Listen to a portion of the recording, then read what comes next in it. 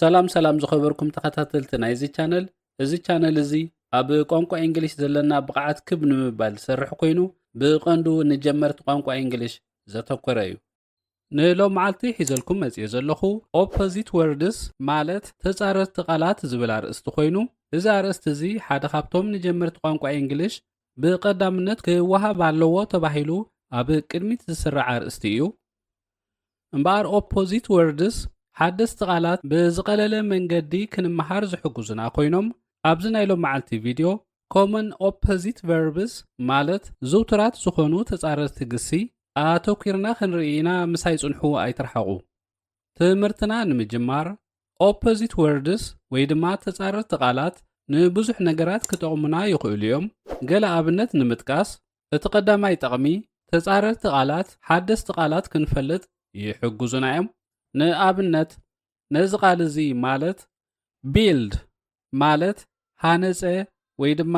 ምህናፅ ዝብል ቃል ናቱ ተጻራሪ ቃል ዲስትሮይ ማለት ዓነወ ወይ ድማ ዕንወት ዝብል ኮይኑ እንተኾነ ቋንቋ እንግሊሽ ኣዝዩ ምዕቡል ቋንቋ ስለ ዝኾነ ነቲ ዓይነታት ዕንወት ብዝተፈላለዩ ቃላት ስለ ዝገልጾ ምዚ ዲስትሮይ ዝብል ተጻራሪ ቃል ካልኦት ተመሳሰልቲ ዝኾኑ ተጻረርቲ ቃላት ክንፈልጦም ክንግደድ ኢና። ገለ ካብኦም ንምጥቃስ ንኣብነት ዲሞሊሽ፣ ሩዊን፣ ቫኒሽ፣ ዲስማንትል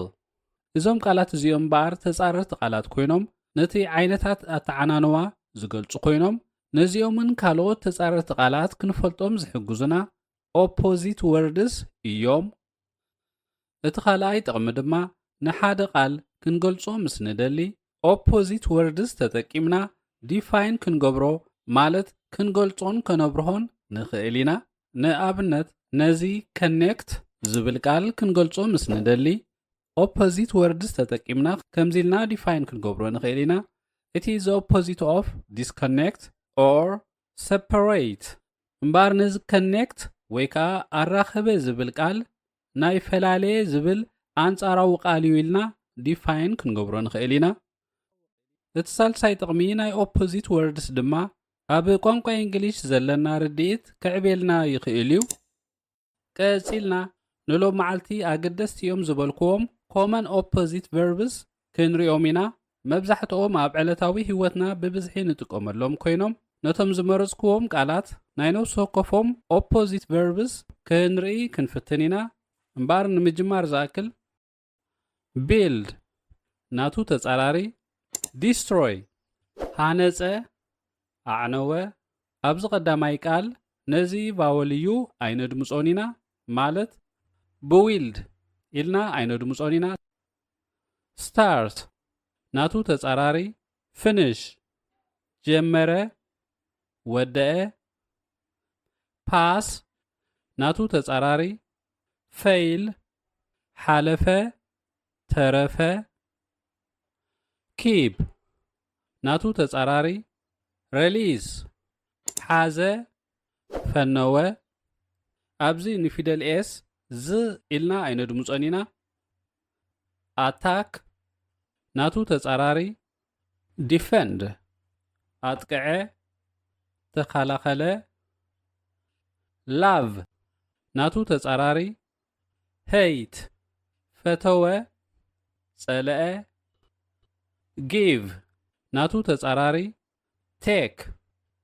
ሃበ ወሰደ። ክሎዝ ናቱ ተጻራሪ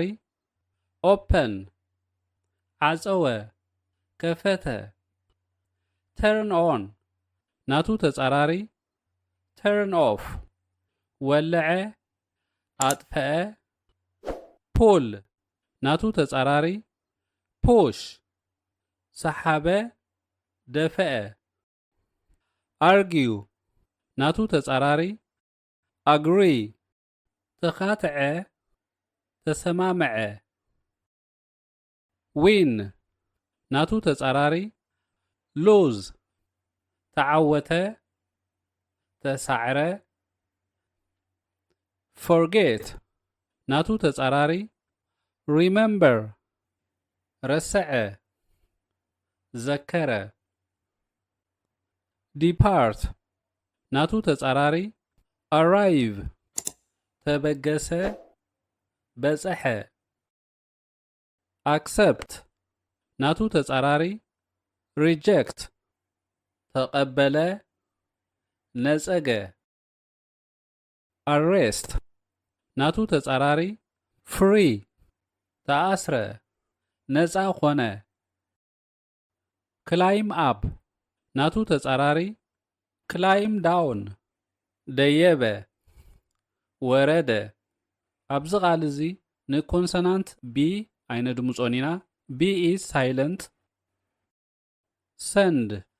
ናቱ ተጻራሪ receive ለኣኸ ተቀበለ find ናቱ ተጻራሪ lose ረኸበ ጠፈአ come ናቱ ተጻራሪ go መጸ ከደ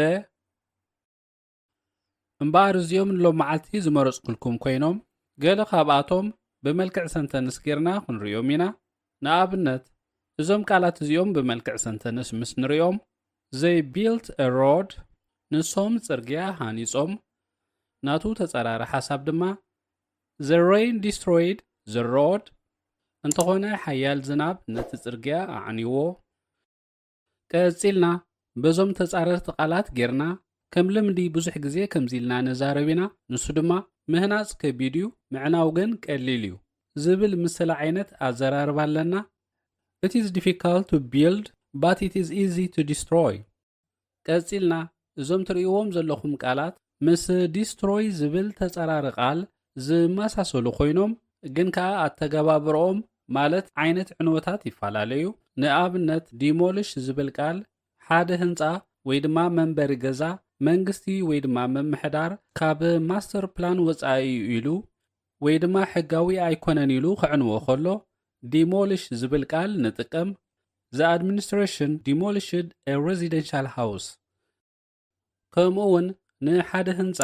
ብሰላማዊ መንገዲ ክንዕንዎ ከለና ማለት ጉድኣት ከየውረድና ደረጃ ብደረጃ ማዕፅኡ መስኮቱ ኣሞላሊቕና ክንወስዶ ከለና dismantle ዝብል ቃል ንጥቀም ንኣብነት they dismantled the house ቀፂልና ኣብዚ እዋን እዚ ዶናልድ ትራምፕ ኣብ ኩናት ኢራን ብተደጋጋሚ ክጥቀመላ ዝስማዕ ቃል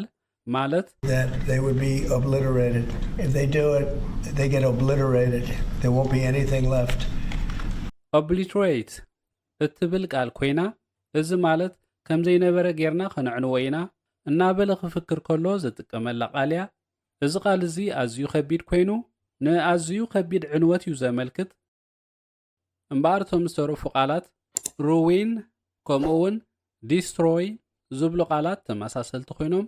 እዚ vanish ዝብል ዘሎ ቃል ግን ሓደ ነገር ብዘይ ኣሰር ክጠፍእ ከሎ ንምግላጽ ክንጥቀመሉ ከለና ብሓፈሻ ኣብ ቋንቋ እንግሊሽ ብተፈጥሮ ኾነ ሰብ ስርሖ ዕንወት ንምግላጽ ዝተፈላለዩ ቃላት ክንጥቀም ንኽእል ኢና ስለዚ እዞም ቃላት እዚኦም ተጻረርቲ ናይዚ build ማለት ሃነፀ ወይ ድማ ህንፀት ኢልናዮ ዘለና ቃል እዮም ቀፂልና start ከምኡውን finish ዝብሉ ተጻረርቲ ቃላት ብሓሳባት ጌርና ክንሪኦም ኢና we started our class in the morning ትምህርትና ንግሆ ጀሚርና ናቱ ተጻራሪ ሓሳባት we finished our class in the afternoon ድሕሪ ቀትሪ ድማ ወዲእና I started high school 3 years ago ቅድሚ 3 ዓመት high school ጀሚረ ናቱ ተጻራሪ ሓሳብ I finished high school this year ኣብዚ ዓመት እዚ ድማ ትምህርተይ ዛዚመ ቀፂልና remember ከምኡውን forget ዝብሉ ተጻረርቲ ቃላት ብሓሳባት ጌርና ክንሪኦም ኢና I remember his name ሽሙ እዝኩረአ ናቱ ተጻራሪ ሓሳባት I forgot his name ሽሙ ረሲዐዮ ኣለኹ It is easy to remember ክትዝክሮ ቀሊል እዩ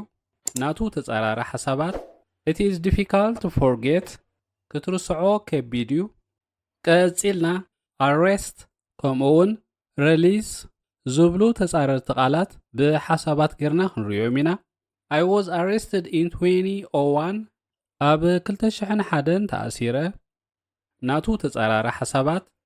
I was freed a year later ድሕሪ ዓመት ከዓ ተፈቲሐ Police arrested a thief ፖሊስ ሌባ ኣሰረ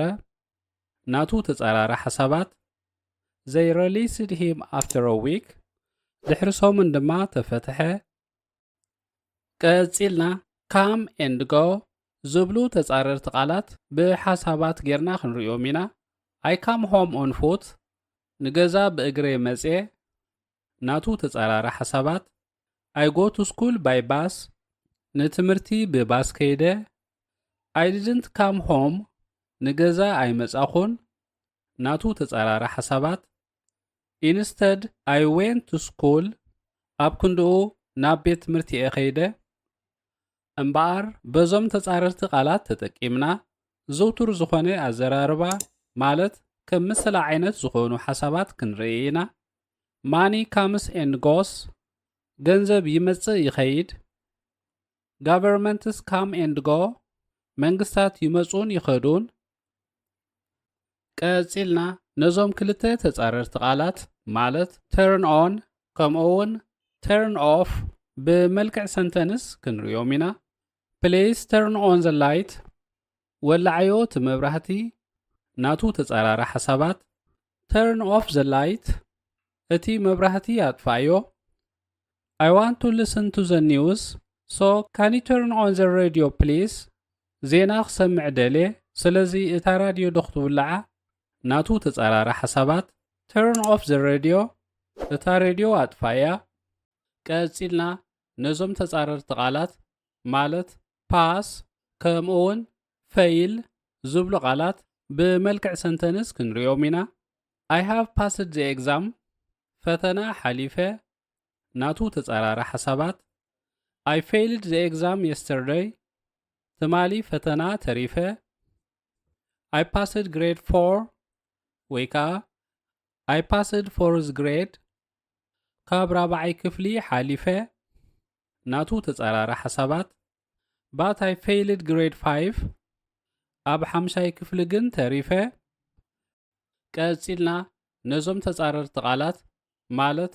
accept ከምኡውን reject ዝብሉ ቃላት ብመልክዕ ሰንተንስ ክንሪኦም ኢና They accepted my application መመልከትየይ ተቐቢሎሞ ናይዚ ተጻራሪ ሓሳብ They rejected my application መመልከትየይ ነጺጎሞ I accept her idea ሓሳባታ ተቐቢለዮ ናቱ ተጻራሪ ሓሳብ I refuse to accept her idea ሓሳባታ ነጺገዮ ኣይተቐበልክዎን ቀፂልና lose ከምኡውን find ዝብሉ ተጻረርቲ ቃላት ብመልክዕ ሰንተንስ ክንሪኦም ኢና I lost my keys መፋትሐይ ጠፊኡ ናይዚ ተጻራሪ ሓሳብ I found them later ጸኒሐ ግን ረኺበዮም I have lost everything I had ዝነበረኒ ኩሉ ጠፊኡ ናይዚ ተጻራሪ ሓሳብ I have found everything ኩሉ ረኺበዮ ቀፂልና ንተጻረርቲ ቃላት win ከምኡውን lose ብመልክዕ ሰንተንስ ክንሪኦም ኢና Arsenal won against Everton Arsenal ኣብ ልዕሊ Everton ተዓዊታ ናይዚ ተጻራሪ ሓሳብ Everton lost to Arsenal Everton ብኣርሰናል ተሳዒራ Arsenal won the match Arsenal ኣብ ትግጥም ተዓዊታ ናይዚ ተጻራሪ ሓሳብ Everton lost the match Everton ኣብ ትግጥም ተሳዒራ እምበር ዝኸበርኩም ሰማዕቲ ንሎም መዓልቲ ዘቕረብኩልኩም ትምህርቲ እዚ ነይሩ እዚ ትምህርቲ ንኻልእ ደላይ መታን ክበጽሖ ላይክ ሼር ሰብስክራይብ ምግባር ኣይትረስዑ ብኻልእ ትሕዝቶ ክሳዕ ንራኸብ ሰሰናዮ